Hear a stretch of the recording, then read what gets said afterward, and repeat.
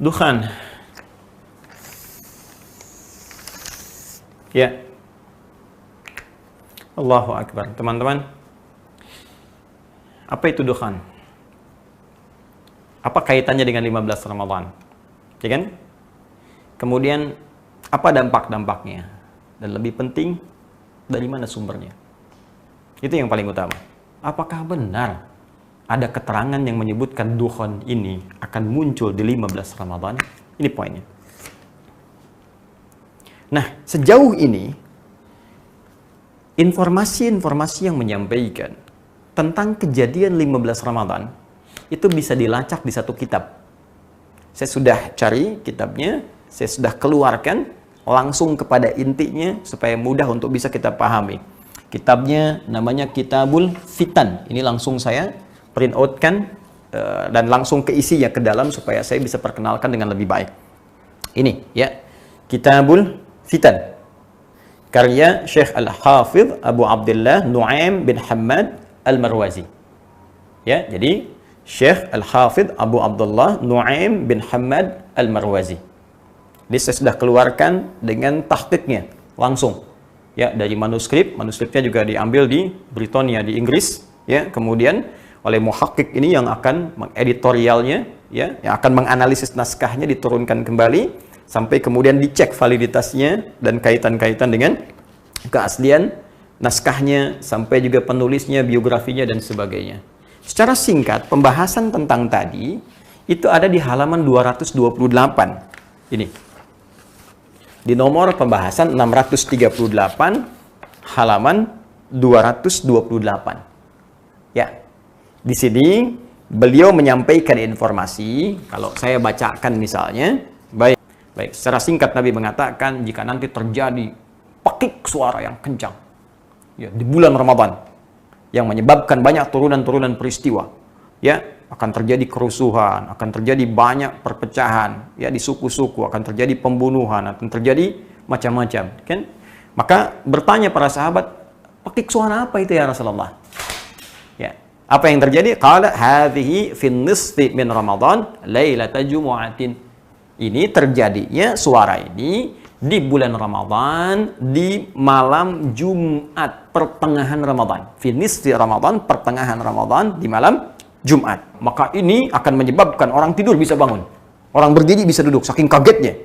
Ya, secara singkat, saya ambil keterangan, secara singkatnya panjang sekali, sampai ujungnya, sampai solusinya. Kalau itu tiba bagaimana? Ya, secara singkat, disampaikan tanggal 15 Ramadan, atau pertengahan Ramadan, kemudian waktunya malam Jumat. Akan terjadi pakik suara yang sangat kencang, menyebabkan orang semua histeris. Ini referensi yang digunakan, yang kemudian dikait-kaitkan dengan persoalan dukhan. Jadi ada yang membawa konteks dukhan ini ke dalam pakik suara, disambungkan dengan asteroid tadi. Jadi kalau kita ingin lihat runtutannya, jadi skemanya, ya, skema racikan pemikirannya, formulasinya begini. Diprediksi ada asteroid. Asteroid ini akan membentur bumi sehingga menimbulkan pakik suara yang sangat kencang. Dari sini muncul asap disebut dengan dukhan. Ya kan? Itu terjadi untuk bisa melegitimasi ini, dicarilah dalil. Mana dalilnya? Pertengahan Ramadan, pas bersamaan harinya Jumat lagi. Disebutkannya pertengahan Ramadan. Referensi dari mana? Dari sini. Di formulasi pemikiran inilah yang menjadikan isu berkembang. Cuman sayang, saya nih nggak bisa condong untuk ngambil riwayatnya. Bahasanya halus ya. Jadi nggak langsung mencela, nggak, oh ini bid'ah nih, ini pelaku gini. Tuh, coba lihat adabnya para imam. Beliau itu ahli ilmu, banyak ilmunya. Cuman hati ini kayaknya nggak condong riwayatnya. Dan bagi teman-teman yang akan mengambil hadisnya, ya, saya nggak merekomendasikan, kata beliau. Tuh bahasanya. Ya, oke. Waqad sannafa kitab al-fitan. Setelah itu beliau mengatakan, beliau telah menulis kitab al-fitan. Fa'atta fihi bi'ajaiba wa manakira. Maka fa'atta fihi, maka beliau menghadirkan dalam kitab ini yang saya maksudkan tadi, ya bi'ajaiba wa manakira, dengan berita-berita heboh dan hadis-hadis yang diingkari atau informasi-informasi yang disandarkan pada Nabi tapi tidak diakui oleh para ulama. Jadi beliau, walaupun penulis kitab ini Abu Abdullah Nu'aim bin Hammad Al-Marwazi mengatakan ini hadis dari Nabi SAW, tapi para ahli hadis menolaknya, menggolongkan ke dalam hal-hal yang harus diingkari, menyebutnya dengan sesuatu yang tidak digunakan sebagai hujjah, nggak bisa dipakai sebagai dalil, bahkan ada yang lebih kencang mengatakan hadisnya palsu, dan seterusnya. Dan saran para ulama hadis bahkan sudah jangan terlalu serius. Kata para ulama hadis jangan terlalu serius. Tapi mohon maaf, kita pun mesti adil. Saya coba ingin tanya loh, teman-teman yang pernah menyampaikan riwayat ini, pernah lihat kitabnya nggak? Itu pertanyaan saya. Jangan-jangan Anda sepotong-sepotong saja. Ambil, apalagi yang nggak pernah lihat sama sekali, heboh, awas besok dukhon aja nggak tahu Anda apa. Saya mau tanya, Anda saja yang meriwayatkan informasi ini, yang menyampaikan, pernah lihat kitab itu nggak? Dugaan saya, besar kemungkinan belum pernah lihat. Dalam arti melihat itu benar-benar membaca dengan teliti. Ya, kalau lihat begini, Anda barusan lihat juga, oh lihat Ustaz. Ya. Yang saya maksudkan membaca dengan teliti. Anda mesti ingat, di halaman tadi, teman-teman, 228 yang ini, yang hadis nomor 638, sebetulnya beliau pun bukan ingin menguraikan tentang peristiwa kiamat. Abu Nuaim ini bukan ingin berbicara tentang peristiwa kiamat. Anda mesti tahu, ini termasuk satu rangkaian dari 9 halaman pada sebuah judul yang beliau beri nama di halaman 224. Ini ada babnya. Apa babnya? Ma yudhkaru min alamati minas sama ma yudhkaru. Ya, hal yang akan disebutkan ini min alamati minas sama, termasuk tanda-tanda, ya, fenomena yang dapat nampak di langit, kelihatan dari langit, fiha, ya, fin qita'i mulki Banil Abbas. Tanda-tanda itu terkait dengan berakhirnya kekuasaan, ya, dinasti Abbasiyah, Bani Abbas. Jadi sebetulnya ini rangkaian, satu informasi dari rangkaian yang sangat banyak yang bercerita tentang berakhirnya kekhalifahan Bani Abbas itu. Diantaranya pernah terjadi satu pekikan besar yang terjadi pada bulan Ramadan. Dan Allahu Akbar. Ya, disampaikan bahwa tanda-tanda akan berakhirnya kekuasaan dinasti Abbasiyah itu, ya, dari generasi-generasi Al-Abbas, humratun tadhharu fi jawis sama, ada kemerah-merahan tampak dari langit-langit, ya. Kemudian ini terjadi di antara tahun 10, di antara tanggal 10 sampai 15 di bulan Ramadan. Yang paling menarik, wa wahiyatun fi ma bainal ishrin ila rabi wal ishrin min Ramadan. Dan ada juga diprediksi antara 20 sampai 24 ini. Jadi ini bukan hanya bicara tentang 15, bicara dari 10, bicara dari 15, bicara dari 20, bicara dari sampai 24. Cuma nanti ini ditambah-tambah dengan cerita-cerita. Bahkan nanti ada juga keterangan terjadi di masa kekhalifahan atau kepemimpinan As-Sufyani yang kedua. Sudah pernah kejadian dulu. Gitu. Jadi ini pun sebetulnya bukan ingin bicara dukhan. Kitab ini. Bukan bicara tentang kiamat. Jadi tidak relevan. Nah, jadi sekarang, apa yang menyebabkan kita panik?